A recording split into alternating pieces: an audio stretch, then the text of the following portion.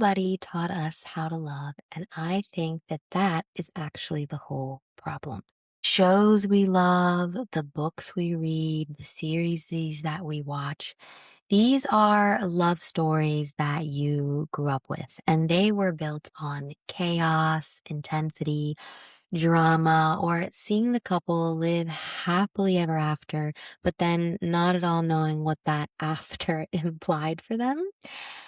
And I want you to also think about every current love show right now. A very popular one is Off Campus. Think of Bridgerton. Think of Love Island. Think of Love is Blind. Why do we watch these shows? Because they're dramatic, because they are electric, because they evoke a feeling within us. Let's be honest, nobody would probably choose to watch two people just choosing each other every day. So we absorbed this completely, which is that love is always supposed to feel like something huge all the time. And that if it isn't electric, then it's not real and something's wrong. Then we have our parents.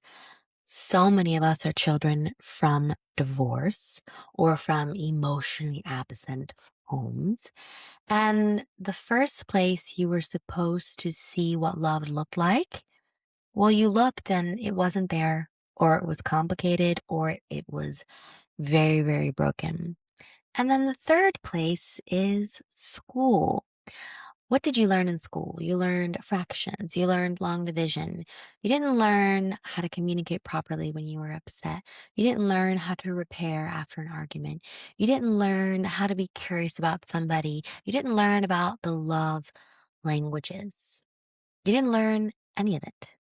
So we have now arrived at adulthood, having been taught what love is by books, Netflix, Disney, a broken home, and a school system that never really mentioned it.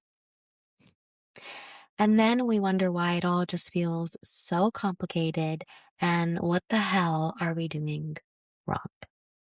So, hello everyone, and welcome back to Get In. You are driving. Thank you for being here. I have quite a few notes for today's episode. And I'm actually doing it because this is a topic that I have thought about quite extensively. I have talked about with my friends extensively. I've also talked a lot about it with men extensively. Men that I went out on dates with, men that I have just met at events. I've talked about this with my brother. So I feel like I've gotten a lot of perspective on this, and not just from people my age, but from even people older than me, my mentor, my aunts and uncles, and just seeing how love has changed and is generational and how everyone views it. And really quickly, I want to talk about the moment in time where I really feel like there was two things happening at once with these two guys, and it really showed me what I was doing and what I was after. So, not super long ago, I was talking, not exactly at the same time, but one of them contacted me at the same time. But I had a situationship, because that's the proper language for it, with a guy that, he kept me guessing. I told him how much I liked him. I didn't hear from him. And it's not that he did anything wrong per se. I think he had a really sweet heart. But I think, he just didn't know what he wanted, all the things. And I also wrote an essay about the situation of how this back and forth with him, you know, him not having texted me after I told him how I really felt and then texting me, it felt like I had won the lottery. It felt like a drug. It felt like, oh my gosh, I'm being chosen. Oh my gosh, he remembered me. I'm so special, right? But I knew that objectively I was receiving crumbs. But the thing is, this really was how would I say? This is what my relationship with guys always kind of looked like. was me kind of feeling like I never fully had them and they were reachable to me. So I just kind of felt like I guess this is how it is. And then within the weeks that he didn't text me, I met another lovely guy, and he was the complete opposite. He was extremely intentional. We talked every day, but I felt like it was the right amount of talking, right? Because like we both had jobs, we were busy. Um, he let me know that if I needed anything to call him at any time. He asked to see me repeatedly, which helped me feel like, okay, he's interested. He wants to see me in person, all the things. It was really a lovely experience. But then, um, unlike the guy who just ghosted me when I told him that I liked him, he actually told me within about a month or so, hey, listen, I don't think this is going where I would want it to go. I just don't think I feel anything here. So I think we should call it quits. And I remember I was so shocked in a good way and a bad way. The bad way was I was hurt, of course. Then the good way was, oh, I don't have to now like be guessing. This guy told me there's nothing here. He's not interested. He's gone. And I was like, this is new. This is new. And I will admit, when he did that, my emotions were high. I was feeling rejected. And the guy that had ghosted me had actually texted me about a week prior. And I like very vaguely responded and I kind of just like left it there because I was like, whatever, forget him. And I was involved with this guy, right? But now this guy told me, hey, I don't feel the same. Or I don't want to, not, I don't feel the same because I hadn't admitted anything either. It was very new, but it was just like, I don't think this is going anywhere or where I would like it to go. So, of course, I called the other guy. And about 2 to 3 months later, I finally understood what was going on, which was I wasn't failing because of who I had become. I think I was failing, so to speak, not doing well in relationships because I had been taught to chase a feeling. And, you know, when I texted the other guy that I knew was inconsistent, no one had a gun to my head to text him, right? Like that was me chasing a feeling again. And it was interesting because the guy that cut me off, that was really the most respectful thing a guy had ever done for me. So I was really trying to like understand this dichotomy of what is it that I really want and what is it that I'm really after? And I finally realized I'm after a feeling. And that feeling, of course, had a lot of complex reasons to it that are my own that I don't really think I need to go into. And this is why I always try to give people grace with these things and try to get to the bottom of them. But here I was for the first time seeing, okay, I think I see the pattern now. I think I see what I'm doing wrong. And if these guys hadn't kind of overlapped simultaneously, I wouldn't have been able to put the unintentional man in front of the intentional man. But when I was able to see them at the same time and able to see how I reacted to them, everything changed.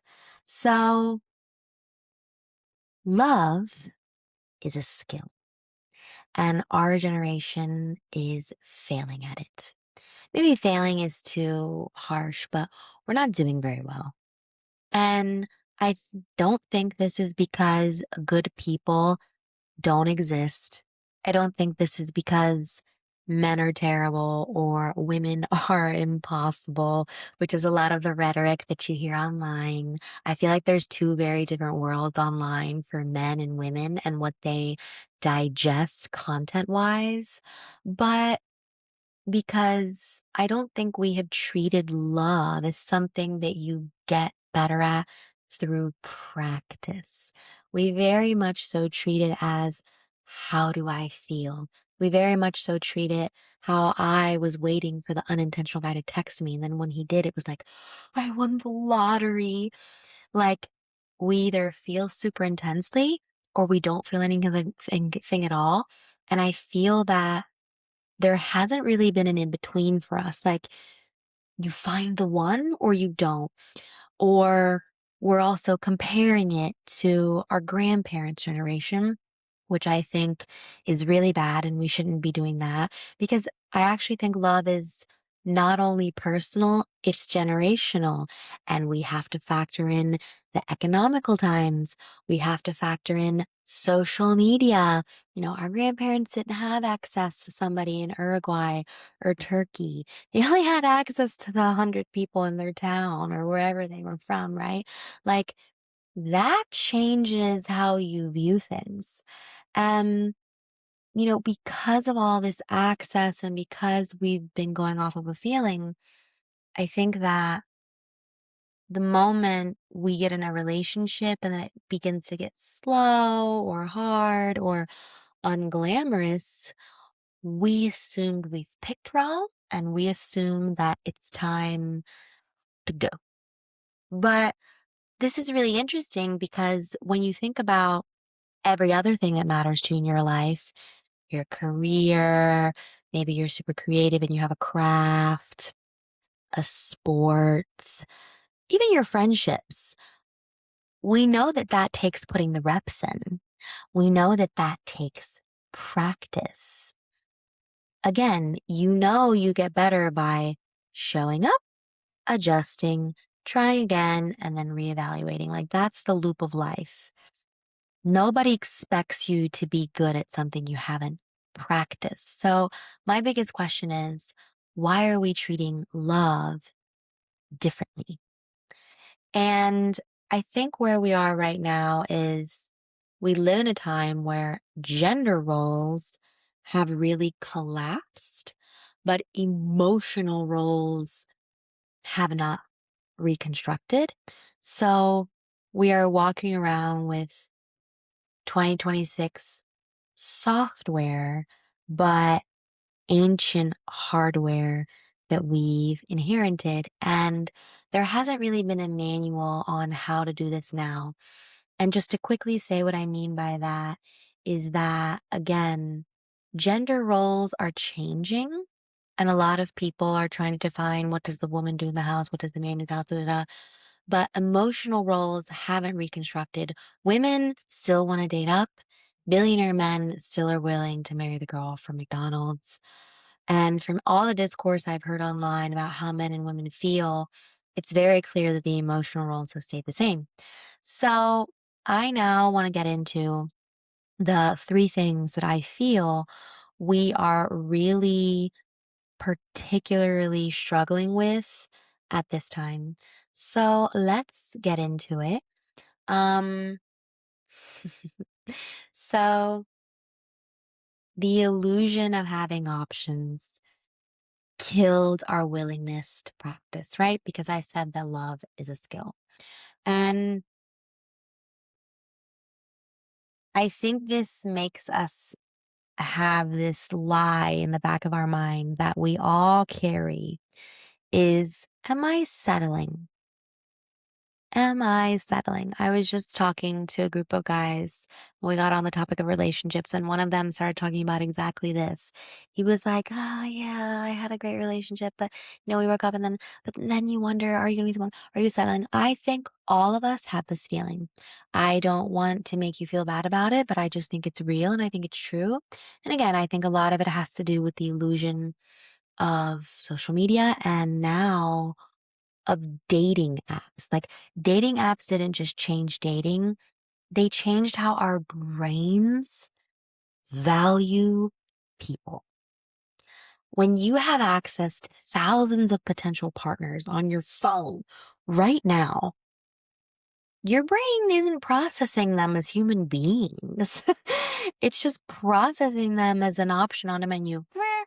Meh, right? Like, it's like when you're hungry late at night and you're on Uber Eats and you don't know what to eat. That's literally what our brain is doing when we're scrolling through Hinge. And here I think is really the skill killer because you can't practice love or anything well if you always have one foot out the door, and if you're always looking at what your other options are, because any skill requires putting in the reps, being consistent, and focusing on one thing and saying, I choose it, I'm focusing.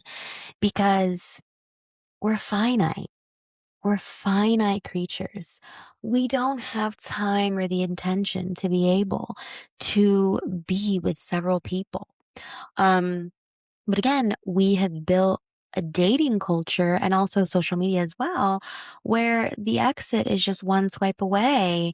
Um, Nobody stays in discomfort long enough to actually like want to get better. And something that's also become really easy and normalized now is what that guy did to me, right? It's ghosting. Because think about it, you are now meeting people that you a lot of the times on dating apps don't have any type of mutual connection to. So this person can disappear from your life without any type of social consequence. Whereas it wasn't like that before. Like before, it was you probably knew this person from work or in your town, if we're going back to 100 years ago. There was more of a social weight to these things. But now, again, you can connect with somebody from Uruguay and they can just never text you again. And again, nobody knows about this. So also, you're doing all these things in private and treating people in private, whether that's over DM messages, whatever. And this is molding your character and no one's seeing it. And we're getting away with this. And again, I think it's just helping us not have to deal with the consequences of how am I making someone actually feel? Because, for instance, in my case, when I was ghosted, he never saw how upset I was. Never. And when we reconnected after, and the little bit that he saw, he was so uncomfortable. Like he just wanted to run away. And again, so we built this dating culture where we're treating people like menu options and nobody wants to stay in the discomfort. One, we're selfish. Two, when you get close to someone romantically, it's inevitable that they are a mirror. So they're gonna show you your worst. That can be a good and bad thing, right? Like it doesn't matter who it is, whoever you get close to intimately in that way, shit's gonna hit the fan, right? They're gonna learn things. So again, we have confused access to people with connection to people. And access is easy, but I think connection and putting in the reps and trying and really wanting to get to know one person is terrifying. It's rare. But the thing is, a real relationship is only built when you stay and when you focus. So there was one last thing. I don't remember it super well now, so I'm kind of thinking that I shouldn't mention it. But I can't even remember the name of the book and the dating coach. So you know what? I'm going to leave it there because then I would just be wasting your time giving you an analogy I hardly remember, but that's going to annoy me. So again, our biggest problem, one of them, because I have three, is the illusion of options killed our willingness to practice, and we treat people like options not worth our time and investment. And then we wonder, why do I feel so alone? All right. The second one is that social media made men and women enemies, and enemies don't get curious about each other. So again, I listen to a good amount of content about this.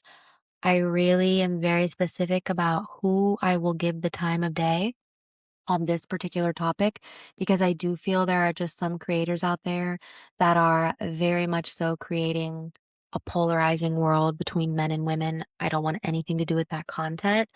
I am really trying to listen to the men that are being more nuanced or the women that are being more nuanced with this topic. But what I'm realizing is that, and I'm also realizing this because of personal encounters and conversations that I've had with men, we are talking at each other and not to each other. And I think I've seen it really clearly on both ends. Men have really picked up this idea that tells them that women are manipulative and want them for their money and for their success.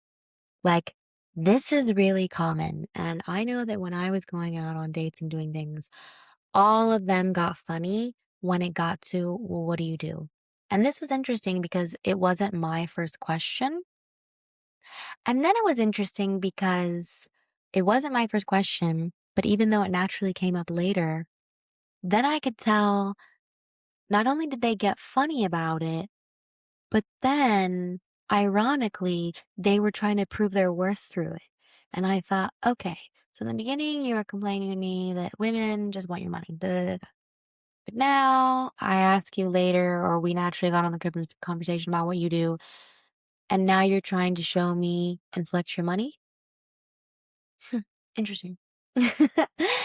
And then from women, you hear a lot of rhetoric of men are stupid, men are emotionally unavailable, men are toddlers, men want me for sex, for my beauty. And we're really absorbing this. And again, there's a lot of content online that proves this story to be true. But what's happening is now in these interactions when we're with each other, one on one or in group settings, we're walking into these interactions in a defensive posture. We're not curious. We're on guard. We're not simply trying to understand the person in front of us. We're trying to win. And I know this is true because I've had enough in person interactions to see this as well. I can see that men are like this. And then women are like, I see it. And I think this energy and this lie that social media is feeding us that we are enemies is doing us a lot of harm, but also on an individual level, because I'm not just going to sit here and blame the external world. As men and women, we are not becoming curious about the other gender, trying to get into their brain. Well, why do they think that? Well, why do they feel that? We're just like, this is how I feel, and that's it. Well, that's never going to work. That's never going to work. As soon as you start telling somebody their feelings don't matter, you might as well start packing up your bags. And we all want our feelings to be acknowledged, but then we don't want to acknowledge the other person's feeling. And I think one of the best indicators of in being smart is, can I listen to somebody else's stance without getting defensive? And I don't think we do that enough. So again, love is a skill.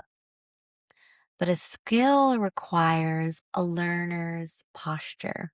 You cannot get better at something if you're convinced the other side is the enemy. And real curiosity is genuine. And it's wanting to understand how someone else sees the world, how they're interpreting it, what they're afraid of, what they need. Getting curious about, well, why does my girlfriend cry if I raise my voice? Well, why does my boyfriend not want to talk to me after I nag him and shuts down? Instead of just being like, oh, I'm so upset at him, or oh my God, I'm so annoyed with her. Well, just think, oh, I wonder why she does that. Maybe that's something in her past. Maybe that's something in his past. Maybe, but like, again, it's a skill. Like, get curious about like, it always amazes me, and perhaps this is personal, how people seem to love each other very quickly, but then they're not curious about each other. Oh, I love you, but I actually don't care to know why you're upset, but you need to know why I'm upset. Do you love me? I'm not feeling so loved. I was listening to an Alan de Botton uh, podcast. I don't remember who he was interviewing or who was interviewing him, but he said, go about this process as if you're just a couple of idiots and have a big laugh because you're going to mess up. You're going to say the wrong things. And I remember thinking, that is the most beautiful heart posture to have. I'm an idiot and I don't really know what I'm doing here. So can you help me understand? Well, we don't want to do that. And I really just want to encourage people get curious about first, I would say start with the opposite gender. I would say also get curious about yourself to learn your patterns. And then when you are dating or if you're with somebody, get curious about them. You know, I've been single for a good bit now, and a couple years ago, I really made it my personal mission for many reasons that I really wanted to understand men. I really sincerely was curious. What's it like to be in their mind? What's it like to feel like them? What's it like to go to work and be a man? What's it like to be a man and love a woman? What do men really want? What do they care about? What are they scared of? What are they insecure about? What do they not ever want to tell anyone? I really wanted to figure that out. And of course, I'll never 100% know the experience because I'm not a man. But I found out a lot of really good things. It helped me have a lot of really amazing conversations with men. I think the biggest thing that that did was because I think they sensed that I was open to how they were feeling. Men have really opened up to me, like in all my situationships and in my dates. I could tell, like, they were comfortable, and I think that's why within a couple days or 2 or 3 days, dates later, they were then talking about money, ironically, to then show off. First, they wanted me to think they were poor,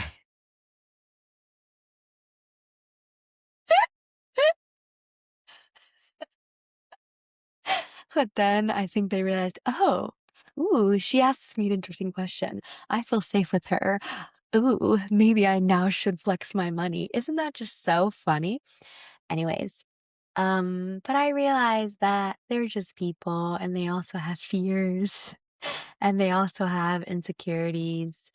But, you know, they do speak a little bit of a different language.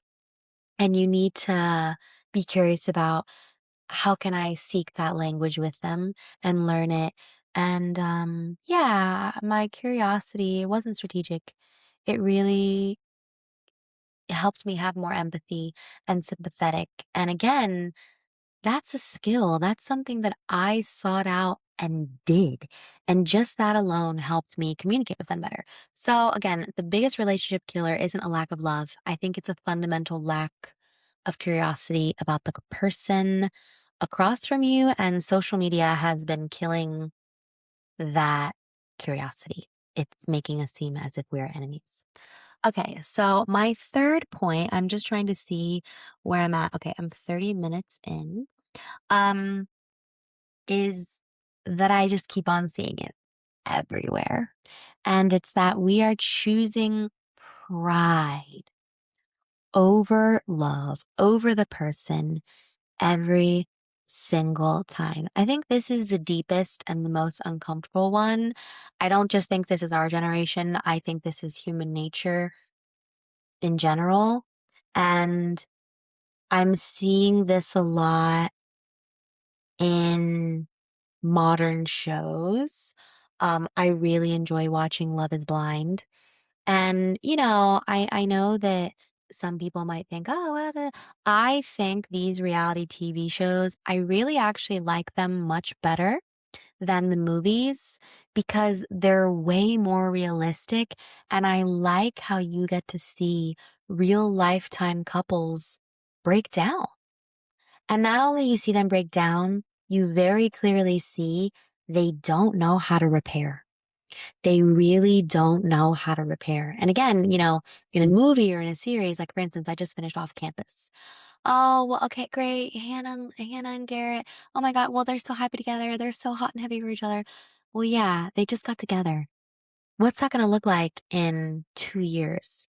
When now Garrett has to go to the NHL and play, or when Hannah now wants to sing on a bus all over the US, right? So it's like, oh, what a love, and it's so funny. It's all you're seeing on Instagram right now when these lover shows come out. Like, oh my god, oh my god, oh my god, look at how he said he didn't want to be in a relationship, not Hannah. He just said he didn't want to be in a relationship. So really, you want to be with Hannah? Oh my god, oh my god. And listen, I am just as susceptible.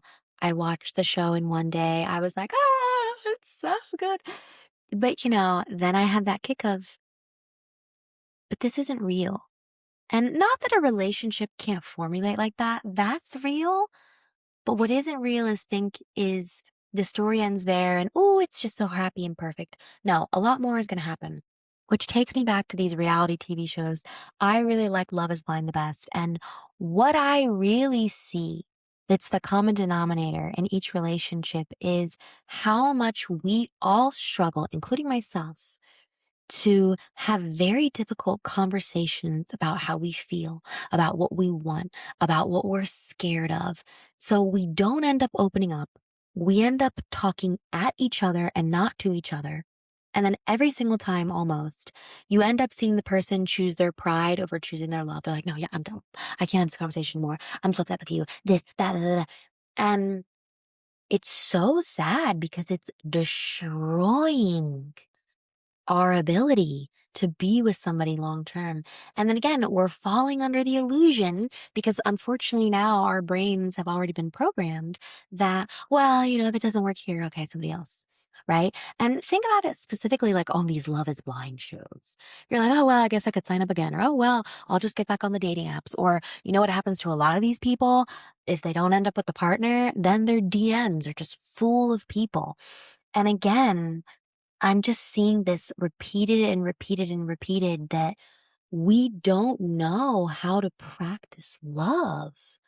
And then what's so funny too is how on Love is Blind, they're all so excited. If you haven't watched it, go watch it. I don't want to take time to actually explain it because it'd be too long, but essentially it's an experiment. And you have to get married to somebody in a month. And it always cracks me up how when they're proposing to each other, they're obviously high as kites on the drug-like feeling of having this chemistry with this person through a wall, da da da. Then you get to meet them. Also, you're on this show, right? That's got to be a whole high within itself. Then you meet them. Then you go on this vacation. Then you go back to real life. And it's so funny how they're like, "Oh my gosh, I'm so in love. I feel so much. This person totally understands me." And then all within 2 weeks when they get back to well, sometimes they start fighting on the honeymoon, but when they get back to, ¿cómo se dice? Cuando se ugh, sorry, I went Spanish. When they return to their life, all of a sudden it's like, "Oh, I'm starting to really see these red flags in Julia." Oh, let's see what I say at the altar. Even though in the proposal it was like, "She's the one. I know in my gut it's her." Yeah, let's see what I start saying. Now, I will say, this is particular because it does happen within a month, and that is fast, I'm not gonna lie. But I also think it really shows you in the most intense and dramatic level how we get so high on the feeling. And then when it comes to the skill, when they're now having these arguments about their real lives, their real jobs, their real relationships with other people, they don't know what to do. They don't know what to do. They don't know how to fix it. And again, a lot of their conversations I can see are they are talking at each other and not to each other. And this is human nature, right? Like we mostly walk into conversations with our position already formed. We mostly listen to people thinking of how we're gonna say something back when they're done, so we're not listening. We wanna be understood more than we wanna understand, and the moment that we feel threatened or the moment someone doesn't see us the way we wanna be seen, well, our pride steps in, and it makes the decision for us, and it says, "Ciao, fuck you. Bye, I'm leaving. There's other options. There's other fish in the sea." I I have just so much to offer, and I'm not putting up with this. He's a narcissist. Don't get me started on hearing that someone's a narcissist. Because a lot of times if you dig into like, well, why is he a narcissist? What did he do? Basically, they're just describing someone selfish. Well, okay, we're all selfish. Welcome to the club. So next time you're in a fight, this can be with your significant other, this can be with a parent. I want you to think about, are you letting your pride take over how much you actually love a person, which one's choosing? Because a lot of people are choosing pride, a lot, and it's ruining a lot of relationships that I think are healthy, but just go through hard moments. So maybe love stops being about a feeling and maybe it starts being about a daily choice, a practice, a watering of a flower, so to speak. And before I close, I want to end this being really honest of I am still very much so trying to figure out how much how much weight I can put towards the feeling. Because what I also don't want to tell people is if you feel nothing, yep, you need to keep on making that choice.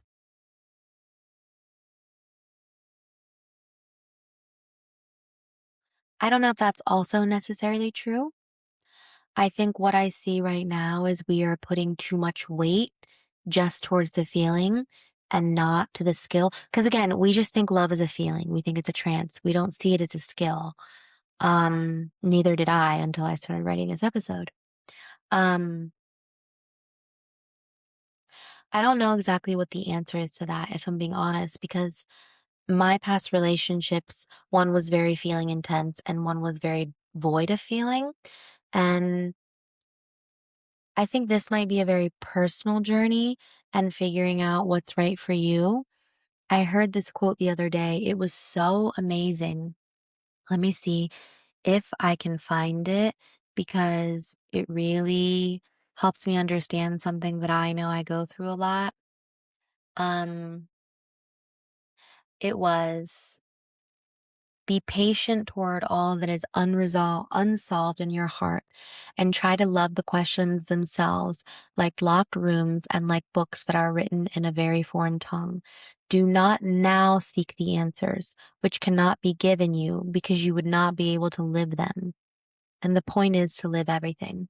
So I was having a conversation with a friend, and she was saying she was having a conversation with her friend about how he asked her, well, who do you know that's actually like in a good, healthy relationship that you would actually want to be in that relationship? And then we talked about that. And the thing is, I think a lot of us have these like lingering questions in our mind, right? His was, who do you actually know that's in a healthy relationship? I think mine right now, specifically about relationships, is love supposed to feel like a feeling? Is love supposed to be a feeling? Is it supposed to be safety? Is it supposed to be a skill? I think all of it, but also I don't know because I'm just human. And when I read what I read just earlier now about these answers that you have that are very big and kind of like for life or for God or for whatever, you can really only answer them in time. And I think that all I can do with what I'm feeling right now about love, because I don't have it all figured out. There are things that I'm really sad about. There are things I'm really struggling with, is to have an open heart posture, is to try my best to be humble, try my best to be curious, and to go from there. Because again, I don't want to tell you you shouldn't have to feel anything at all. Because of course we want to feel something, but I do think we're leaning way too much towards being addicted to that feeling. So I like to hand something back to you, a little bit of an action before we end. And it's kind of the question and just something to sit with. In your last relationship or situationship, were you more focused on being understood or on understanding? And just think about it. Just think about it. Don't blame yourself. Don't feel shame. But I think that when you think about that, hopefully it will get you thinking about how love is a skill and isn't going to get you thinking about, I want a better partner. There's somebody better out there for me. Because what I want this episode to be is I really do think it is a practice. And I think that's important. And one last thing, because In the movie, rumor has it, I won't spoil it, but there's a line that Jennifer Aniston said, and I think that the line reflects modern love really well. Because again, I don't think love is just personal. I think it's also very generational, and we do have to be aware that our generation has more options from the point of view that now it's much more normal to meet somebody from New York if you're from London and marry them, right? Whereas before that was literally impossible, but now that's much more common and it's happening. And in the end of the line, Jennifer Aniston goes up to him and she says, "I can live without you. I just don't want to." And I like that because I think it really represents the freedom of choice and how much choice we have. But I also think that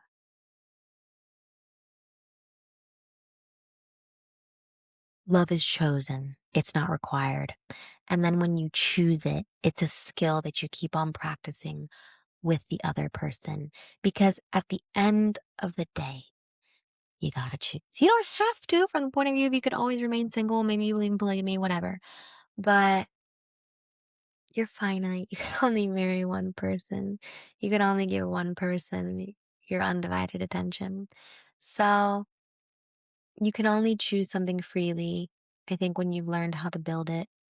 And I think real love is invitational, it does not demand. And remembering that it's a gift.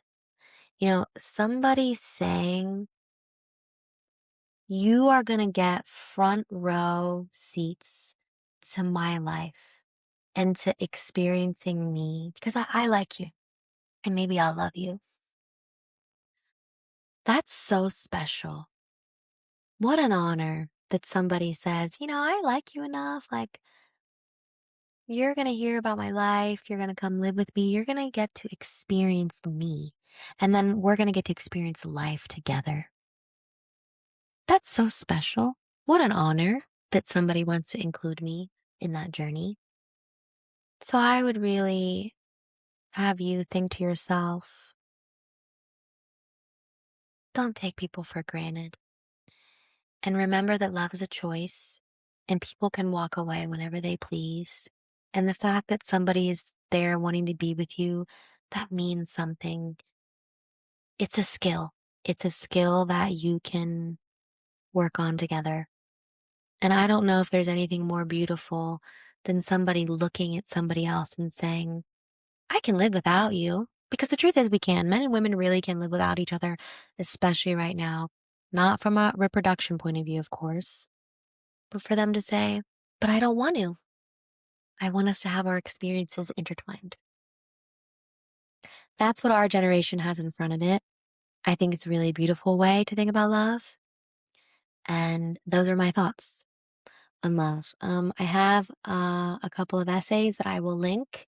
And actually, what prompted me to make a podcast episode about this is that one of my oldest essays that I wrote over a year ago is still doing really well. And I thought, maybe I'll talk about this because I do enjoy the topic. And yeah, thank you guys for being here.